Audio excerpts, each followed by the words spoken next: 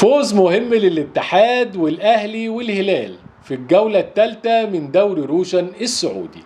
يمكن كلنا تابعنا النهاردة الجولة الثالثة من دوري روشن السعودي واللي انتهت بفوز الهلال على الرائد بنتيجة كبيرة 4-0، وبنفس النتيجة فاز نادي الاتحاد على فريق الرياض أيضا 4-0، وفي المباراة الأخيرة فاز النادي الأهلي بصعوبة على نادي الأخدود بهدف مقابل لا شيء في الوقت بدل الضايع.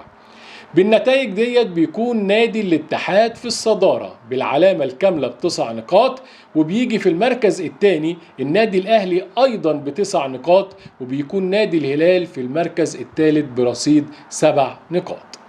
لو استعرضنا المباريات سريعا هنبدأ بمباراة الرائد والهلال، مباراة قوية جدا حاول فيها فريق الرائد ان يأمن دفاعاته ويقفل في خط الوسط ويضيق المساحات على نادي الهلال، علشان نادي الهلال بيمتلك مجموعة مميزة جدا من اللاعبين زي ديلجادو، زي ايضا روبن نيفيز، الكسندر متروفيتش ومالكوم، فكان بيحاول نادي الرائد ما يستقبلش هدف مبكر بأي طريقة، وفعلا نجح في المهمة دي، ولكن لغاية الدقيقة 42 من الشوط الأول قدر المتألق روبن نيفيز من عرضية من ناحية الشمال ورأسية أكتر من روعة لألكسندر متروفيتش علشان يحرز الهدف الأول لنادي الهلال ويبدأ يفك الدنيا شوية علشان تبدأ تتسهل الأمور شوية على نادي الهلال.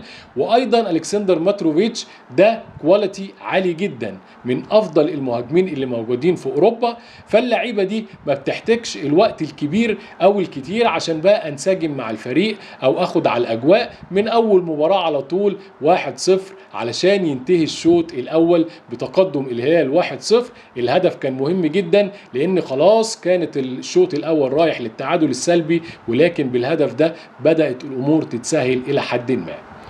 في الشوط الثاني في البداية كانت هجمة خطيرة، وأيضا تألق الحارس المغربي ياسين بونو على مرتين، كرة لفريق الرائد عن طريق سنبل تصدى ليها ياسين بونو، ارتدت لمحمد الدوسري، ولكن أيضا كمل التألق ياسين بونو علشان يحافظ على النتيجة 1-0. ارتدت الكرة على طول لنادي الهلال، ومن ناحية الشمال ياسر الشهراني وأوفر، ولكن بتيجي في إيد محمد الدوسري علشان يحسب الحكم ضربة جزاء لنادي الهلال، بيتصدى ليها المتألق سالم الدوسري ويضع الكرة في المرمى في المنتصف علشان يحرز الهدف الثاني لفريق الهلال. المباراة خلاص بدأت تتسهل للهلال، وفعلا بعديها على طول تقريبا في الدقيقة 70 كورة بيتوغل بها مالكوم داخل منطقة الجزاء وبيتعرض للإعاقة، ولكن الحكم هنا ادى إتاحة الفرصة علشان توصل الكورة لسالم الدوسري اللي بيحطها في المرمى علشان يوصل نادي الهلال للهدف الثالث، وتبدأ خلاص المباراة خلصت، المباراة اتحسمت وخلاص الهلال ضمن ال3 نقاط. في الدقيقة 77 يمكن بتحصل حاجة غريبة، مشادة ملهاش لازمة ما بين سافيتش وما بين عمر جونزاليس، علشان الحكم بيتدخل في الوقت ده وبيحصل سافيتش على كارت أحمر مباشر، وعمر جونزاليس بيحصل على كارت أصفر، ولكن بيكون الكارت الأصفر الثاني علشان يلعب الهلال والرائد الوقت المتبقي من المباراة ب10 لاعبين.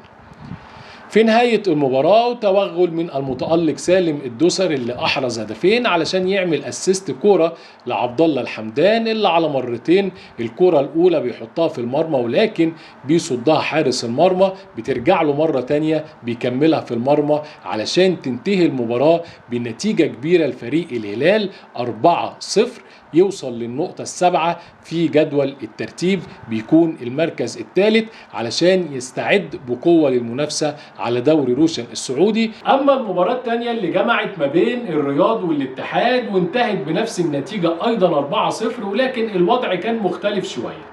الاتحاد كان نازل بمنتهى القوة من البداية، عاوز يكسب من بدري وعاوز يخلص المباراة من بدري، وبالفعل ده حصل في الدقيقة 17 للحكومة كريم بنزيما اللي استلم الكورة من وسط الملعب وتوغل بيها بمنتهى القوة، حط الكورة في ناحية اليمين لرومارينيو اللي استلم وردها لبنزيما مرة أخرى وشاط بقوة في المرمى علشان يتقدم الاتحاد على الرياض في الدقيقة 17 1-0. بعديها على طول يمكن في الدقيقة 24 بيحصل نادي الاتحاد على ضربة جزاء، وبالفعل بيقوم عبد الرزاق حمد الله المهاجم المغربي بيترجمها بمنتهى القوة على يمين الحارس علشان النتيجة تصبح 2-0. تبدأ المباراة تتسهل أكتر وأكتر على نادي الاتحاد اللي نازل مركز، اللي عاوز يكسب من بدري علشان يخلص موضوع ال3 نقاط. في الدقيقة العاشرة من الوقت بدل الضايع، أيوة زي ما أنت سمعت، في الدقيقة العاشرة من الشوط الأول، علشان الدوري السعودي بياخد سياسة اللي هي بيحسب كل ثانية من الوقت بدل الضايع.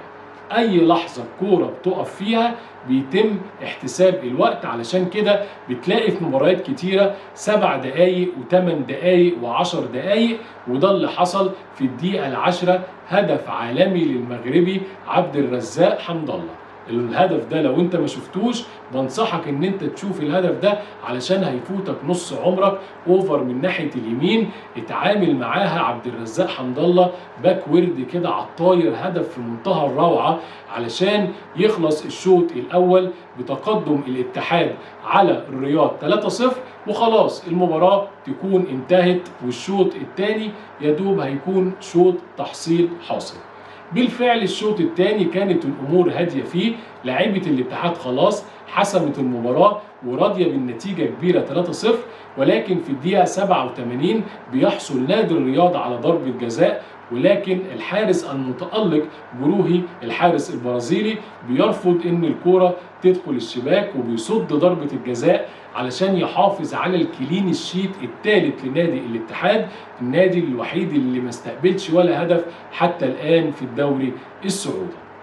بيتعاقب على طول نادي الرياض بالهدف الرابع، وكورة عن طريق كريم بنزيما استلم الكورة ناحية الشمال وعمل عرضية علشان يقابلها العمري بالهدف الرابع علشان تنتهي المباراة برباعية نظيفة لنادي الاتحاد. بالفوز الكبير ده بيكون الاتحاد بالعلامة الكاملة الأول في ترتيب الدوري 9 نقاط و3 كلين شيت. أما المباراة الأخيرة اللي هنتكلم عنها كانت ما تجمع ما بين النادي الأهلي ونادي الأخدود. النادي الأهلي كسب المباراتين اللي فاتوا ب6 نقاط، فكان عاوز يكسب المباراة الثالثة على التوالي علشان يكمل في المنافسة على دوري روشن السعودي، ولكن المستوى النهارده ما كانش أفضل حاجة. نادي الأهلي بصراحة ما كانش قادر يوصل لمرمى الأخدود، وبصراحة بحيي فريق الأخدود النهارده، كان عامل مباراة دفاعية ممتازة، تنظيم دفاعي على أعلى مستوى، قدر يحد من خطورة النادي الأهلي، قدر يوقف مفاتيح اللعب زي ماكسيمان وأيضا فرانك كيسي اللي كان بيزيد من وسط الملعب، ورياض محرز، وطبعا فيرمينيو. ولكن بتيجي الدقيقة الثالثة من الوقت بدل الضايع، وبتيجي الانفراجة الجماهير الأهلي بهدف قاتل، هدف في بلس 90 عن طريق الإيفواري فرانك كيسي، الهدف الأول ليه مع نادي الأهلي. كورة استلمها رياض محرز من ناحية اليمين وعمل أوفر، لمسها فيرمينيو بالهيد وكمل برأسية رائعة اللي كان متوغل فرانك كيسي بدون رقابة في الدقيقة الثالثة من الوقت بدل الضايع، علشان يكون فوز مهم جدا جدا للنادي الأهلي إنه يقدر يوصل للنقطة التاسعة، لأن كل اللي في الملعب خلاص بالأداء اللي كان موجود وخلاص ال90 دقيقة خلصوا، كله سلم إن المباراة تنتهي بالتعادل.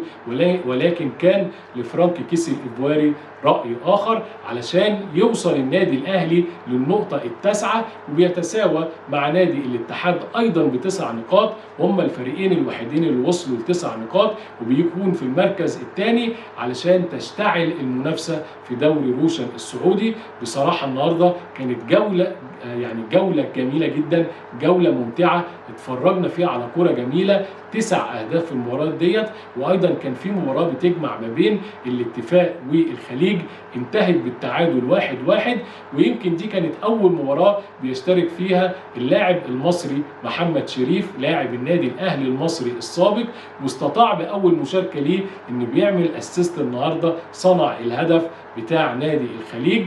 وبكده بنكون انتهينا من عرض الجولة الثالثة لدوري روشن السعودي. وقبل ما ننهي مع حضراتكم بنقول ان النهارده في مباراة مهمة جدا، مباراة تجمع ما بين نادي الفتح ونادي النصر. النصر المباراتين اللي فاتوا بكتيبة النجوم اللي موجودة عنده بقيادة كريستيانو رونالدو 0 نقاط، اتغلب المباراتين اللي فاتوا.